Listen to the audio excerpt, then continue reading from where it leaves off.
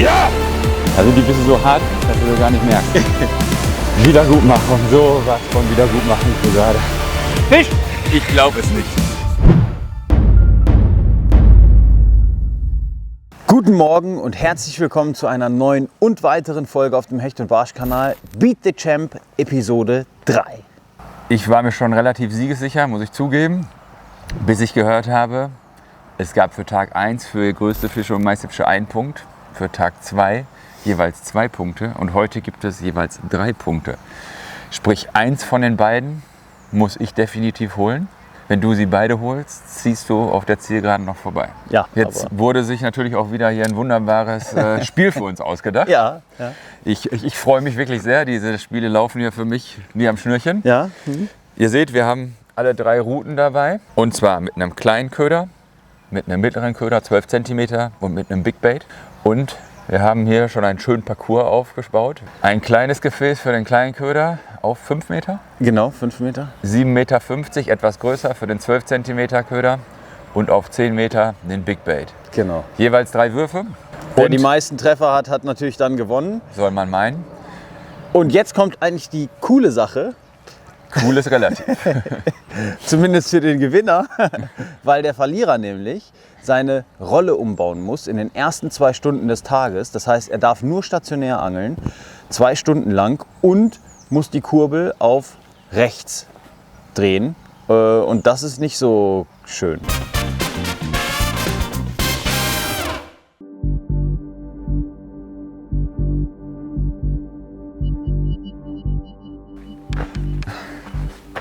Wow, das ist echt schwierig. Knapp bis hin und trotzdem in der Hose. Also Breker, wenn du das schaffst, ne? Ich koche heute Abend wieder für dich.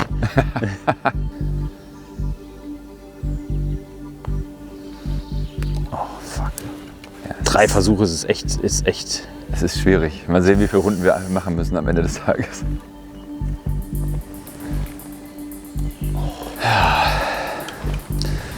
Dein Casting-Lehrer aus dem Angelverein wäre nicht stolz auf dich. Hatte ich nicht. Also, okay. Dann wollen wir mal.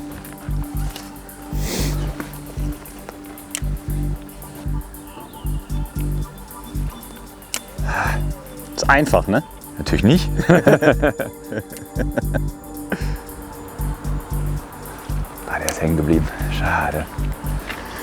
Okay, also das war schon mal eine Nullnummer für uns beide, aber da bin ich ziemlich beruhigt, weil ich glaube, wir haben uns beide nicht sehr gut angestellt.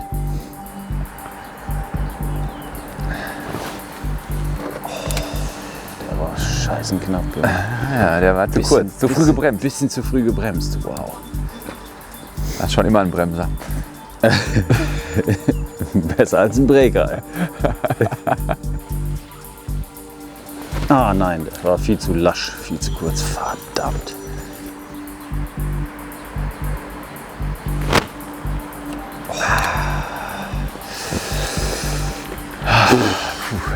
Da fällt schon mal ein Stein ein bisschen vom Herzen. Ist da drin? Nein.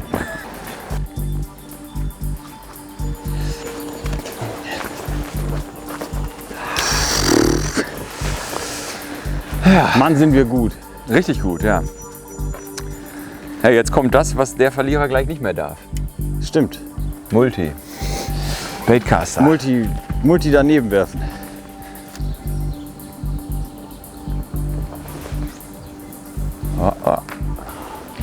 Man muss natürlich den Wind jetzt auch ein bisschen berechnen.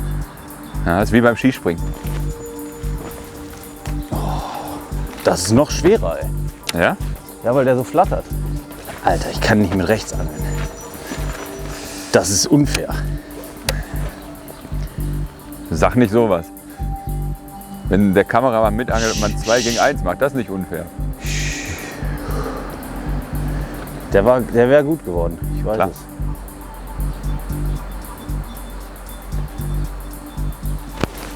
Ach scheiße, der wird nichts. Mann.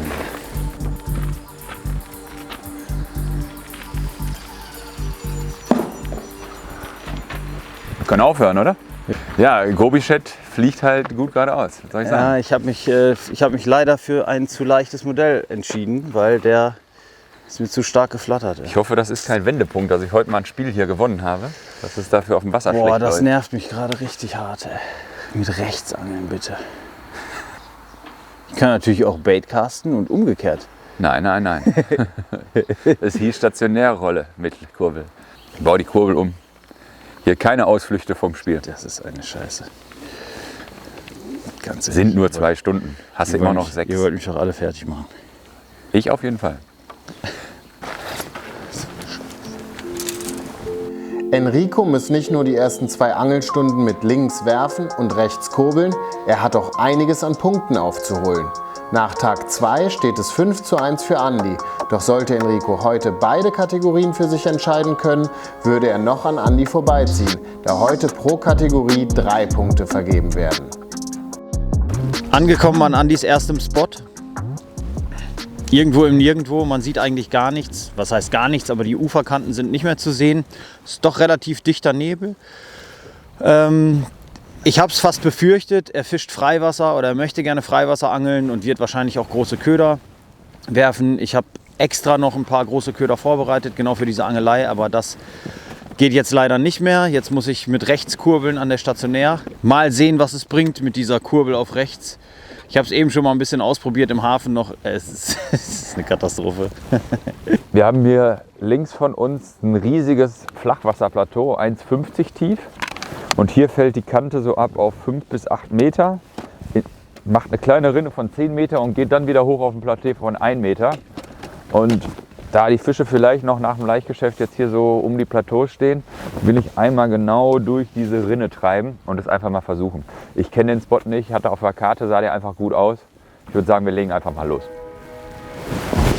Flieg und Sieg. Das geht überhaupt nicht.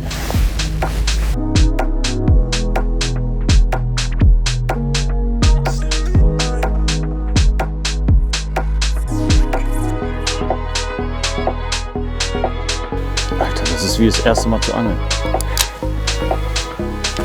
Als wenn dir einer zeigen will, wie es geht.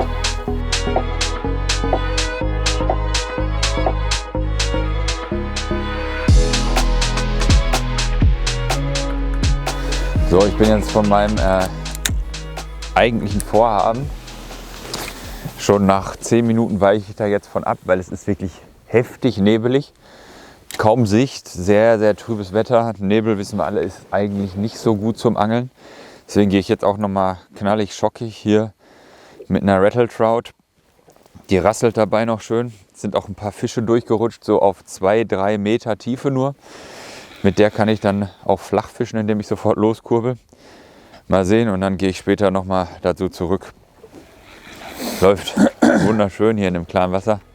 Auch wenn es hier keine Forellen gibt. Ich bin zuversichtlich.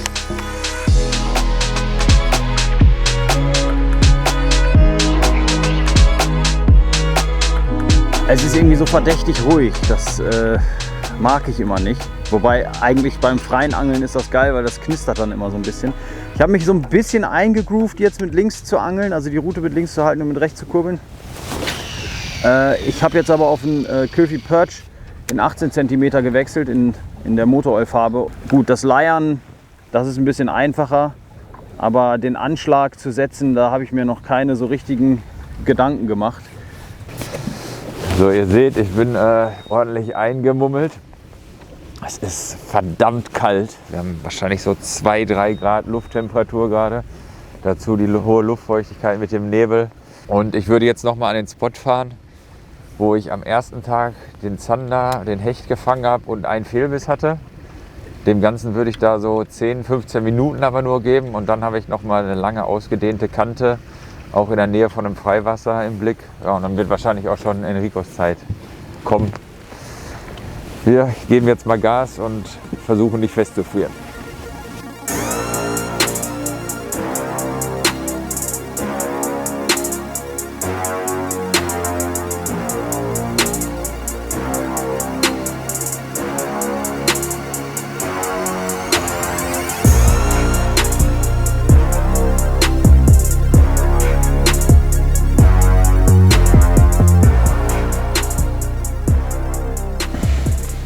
Also große Fresse will ich nicht haben, aber Ich bin froh, dass die Zeit vorbei ist, weil jetzt fühle ich mich gleich, glaube ich, wieder ein bisschen wohler. Auch wenn das mit dem Linksangeln jetzt mittlerweile gar nicht so schlecht geklappt hat. Ich habe vorhin bin ich vor so einen Stein getickt, einen ordentlichen Anhieb hingelegt. Also es ging eigentlich. Ach, die Hände sind so kalt. Ich krieg jetzt die Schraube nicht runter. Das kannst du wohl sagen. Ach, aber doch. Das Wetter spiegelt die Gesamtsituation wider.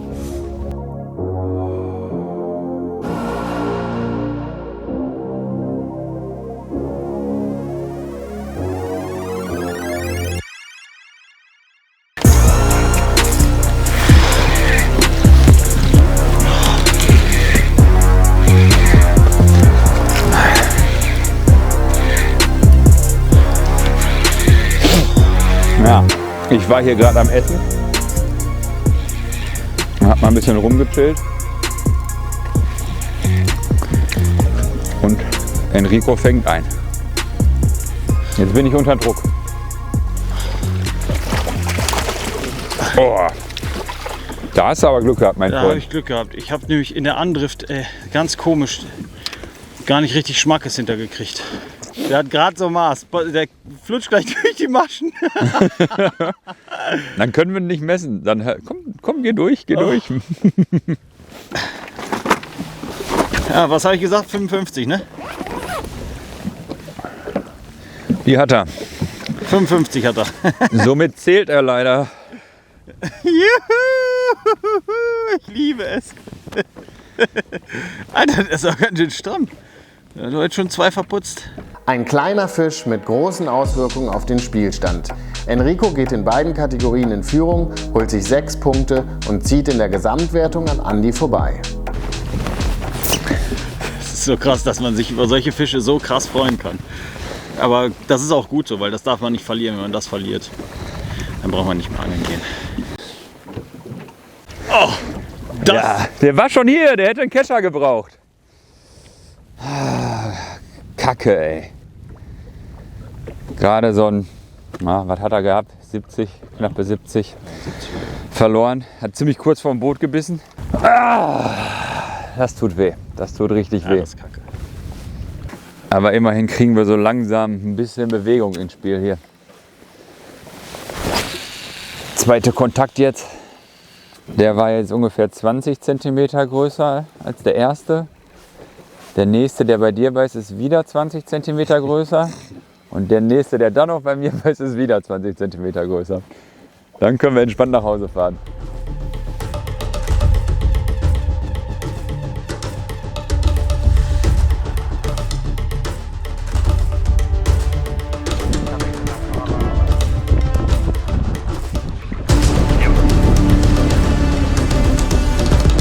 Jetzt aber bitte Kescher, Freunde. Ja.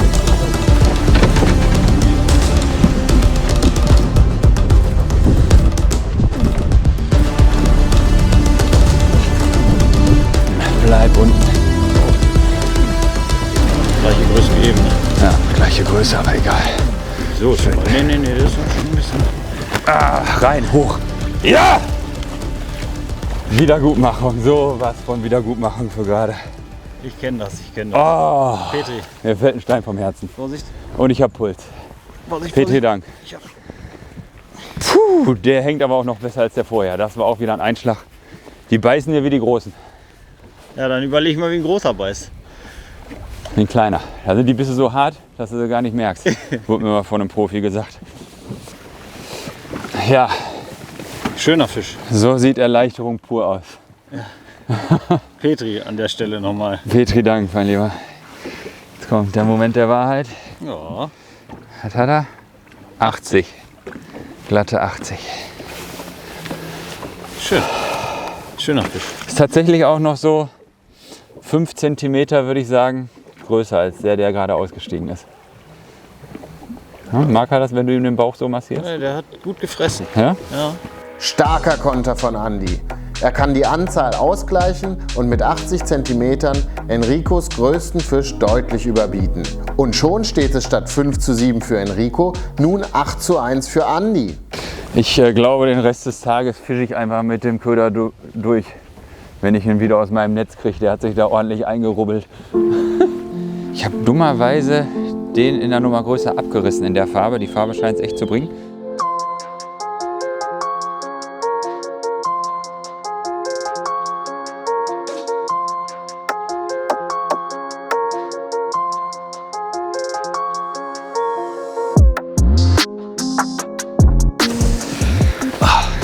Muss ich meinen gradigen Köderwechsel nun doch wieder überdenken? Also, das erleichtert mich extrem gerade. Denn ich habe jetzt gerade wirklich den Köder gewechselt und direkt den Fisch drauf gehabt. Oh, der hängt sogar nur am Einzelhaken. Oh, ist auch schon los. Wahnsinn. Ja, leider muss man sagen, keine 80. Aber trotzdem ein wunderschöner Fisch. Und die Wasserfarbe hier ist so geil. Also das Durchsichtig. ein 73er. Schön. Ja. Schön, schön, schön. 73.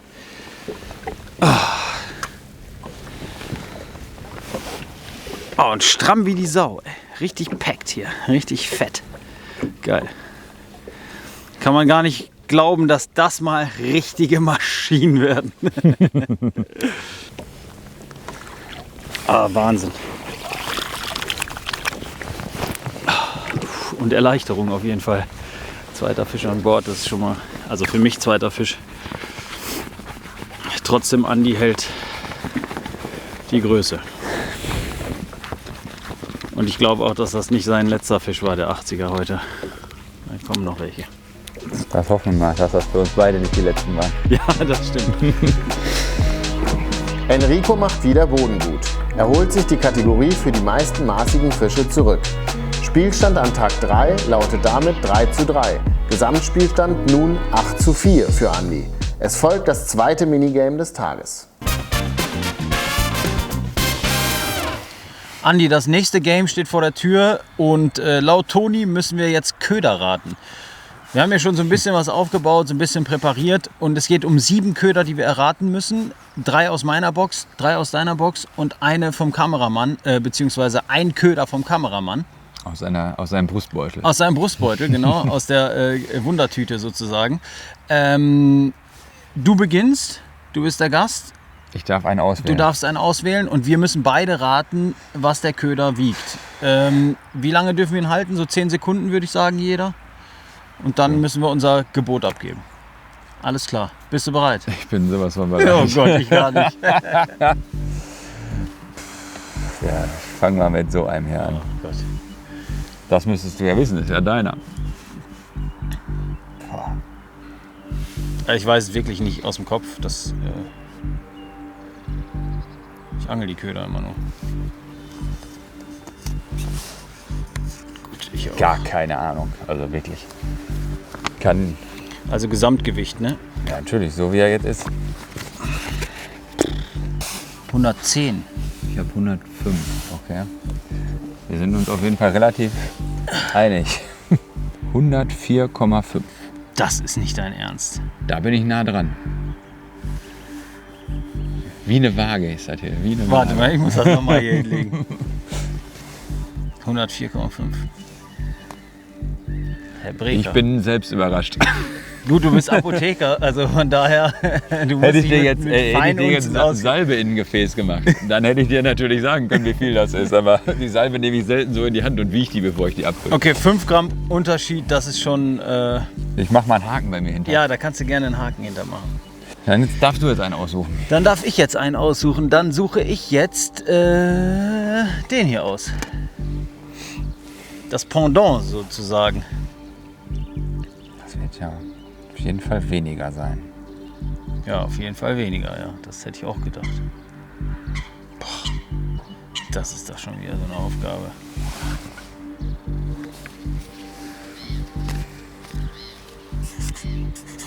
Also das ist eins der Schulhefte, wo ich am frohesten bin, wenn ich die wegtun kann. Ja, Was hast du? 65. Ich habe gesagt 93, weil der ist zwar kleiner, aber dafür ist der Bleikopf schwerer. Ja, aber der kommt mir so leicht vor. 66,2. Ich hatte 65. Da hast du natürlich klar gewonnen. Wow! Geil! 1-1. Jetzt muss ich mir wieder einen aussuchen. Ja, ne? jetzt bist du wieder dran. Den hässlichsten Köder, den ich je gesehen habe. Dieses Teil hier. Jo, noch meine Hose durchlöchert. Unglaublicher Kerl. Schwierig. Wie lang ist denn das Ding? 23, glaube ich. Okay.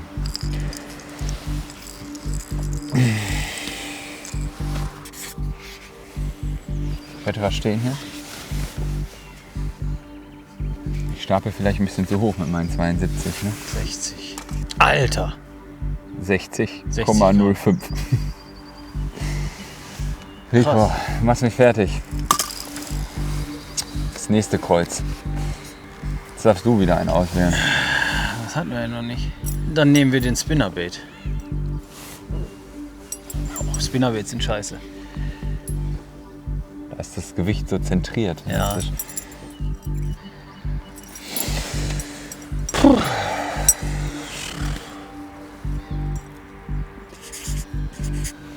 Bin ich gespannt. 38 nur? Ich bin bei 52. Wow, echt? 45. 40,8, das sind zu mir 7. Ja, und der, zu warte, dir, warte. 45, es wären zu dir sind es 7,5, zu mir 6,5. Also habe ich gewonnen. Gut. 45,5. Glück gehabt. Um ein halbes Gramm. 2:2. Mist. Jetzt muss ich mir wieder einen aussuchen. Bleibt ja nur noch hier diese Bleak. Halt. Ach so, Schreib ach ja. erst mal was auf. Entschuldigung. Netter Versuch. 23 Gramm. Ich habe 22 gesagt. Oh, scheiße. 22,2. Bin ich um 0, paar zerquetschte näher dran. Damit könnte ich den Sack jetzt mit diesem Köder schon zumachen. Wenn ich jetzt noch wüsste, wie viel der Headbanger gewogen hat. Das ist ja erstaunlich schwer. Macht man sonst nicht. Wenn man den montiert, nimmt man den so dran. Ne?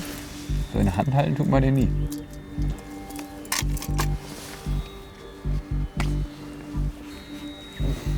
...68 habe ich. 65. Ja, 65 liegt eigentlich näher, aber vielleicht hat er 70 und dann habe ich mir gedacht, 67. Du bist sehr nah dran. Alter, 67,7. Wahnsinn. Das war mehr Glück als Verstand tatsächlich. Wahrscheinlich, Wahrscheinlich die Haken, der Köder wiegt wahrscheinlich 65 netto. der vordere Haken war stumpf und ich habe ein bisschen größeren dran gebaut. Wahrscheinlich sind das genau die 2 Gramm, die es mich jetzt gekostet hat. Das kann natürlich sein. Wo ist denn der Köder? Ich sehe ihn gar nicht. Hier ist so ein kleines Getier. Ist das ein Molch oder was soll das sein? Hallo.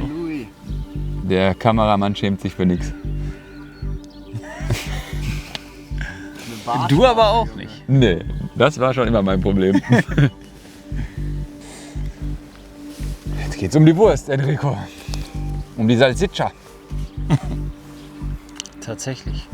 10 Sekunden sind um. Hinfort. Spannung 7,5. 7,1. Ah. 5,3. Dann hast du gewonnen. Weil du näher dran bist. Ich kann es nicht glauben. Ich habe den Kameramann für mich. Du hast ein Spiel gewonnen, ja. Du hast heute schon mal ein Spiel gewonnen. Also heute ist mein Spiele-Gewinntag. Ja. Hab mir bisher mengenmäßig heute aber auch den schlechtesten Tag eingebracht. Mit Ja, Abstand. gut. Man kann nicht alles haben, Andi. Es scheint so. Ja. Trotzdem bin ich zufrieden. Mist. 4:3. Aber es ist auf jeden Fall. Es gibt sich immer keiner sehr frühzeitig geschlagen. Das ist Nee. immer ganz gut. Aber immerhin konnten wir diesmal einen Gewinner ermitteln. Nicht wie gestern, Ja, genau. Wo wir Münze werfen wo mussten. Toni noch 27 Fragen hätte schicken können. Also, jetzt wird geangelt.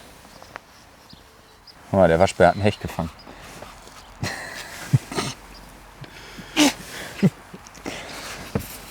Abfahrt. Kunst war nicht so deins, oder? Setzen 6. Wenn du da warst. Nee. Breker, setzen 6. Wo ist er denn überhaupt? Ich habe nie geschwänzt. Das Nie. glaube ich dir nicht. Nie. Ehrlich nicht. Das glaube ich dir nicht. Nie. Habe ich nicht gemacht, sowas. Definitiv nicht. Ich habe nicht eine einzige Stunde in der Schule geschwänzt. Nicht eine einzige. Meine Güte, jetzt so langsam wird es mir hier unheimlich mit dem. Tim, entferne bitte diesen Breker. Wie an den ersten beiden Tagen darf der Gewinner des zweiten Minigames den Kameramann in sein Team holen. Tim wird nun also von Andi mit Tackle ausgestattet. Ja, Tim, du wolltest ja gerne baitcasten. Ja. Den Wunsch erfülle ich dir. Wir fahren jetzt hier raus, schön so ein Plateau lang, so 3 Meter, schön Kraut. Daher schön mit dem Punch-Hattrick. Da läuft er sehr, sehr agil, weil er keine starre Achse innen drin hat. Der ist überall weich. Und ich denke, den Rest machst du schon. Bitte schön. Hol mir einen dicken.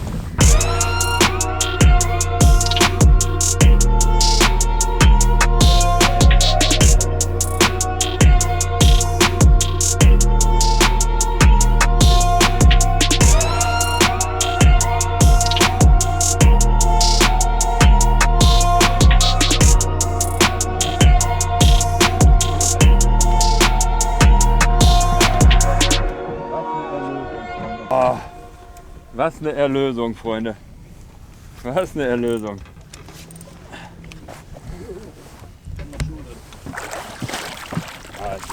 Junge.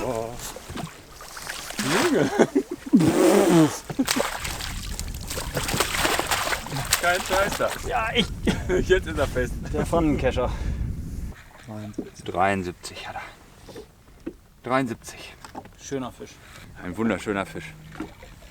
Also außerordentlich schön gezeichnet sind die hier auch, ne? Ja, sind sie. Unten am Bauch diese gelben Flecken, der schön hellweiße Bauch. Super.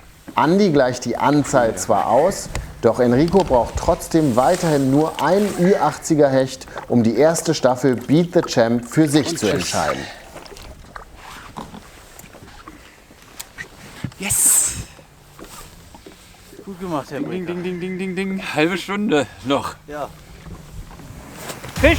Ich glaube es nicht.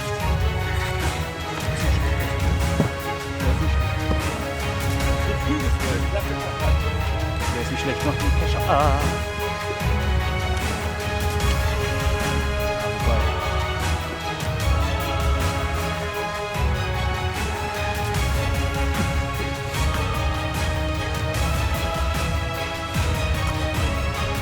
Aber da kommt doch noch mal ein bisschen Bewegung rein. Gut, dass wir den Spot noch mal gewechselt haben.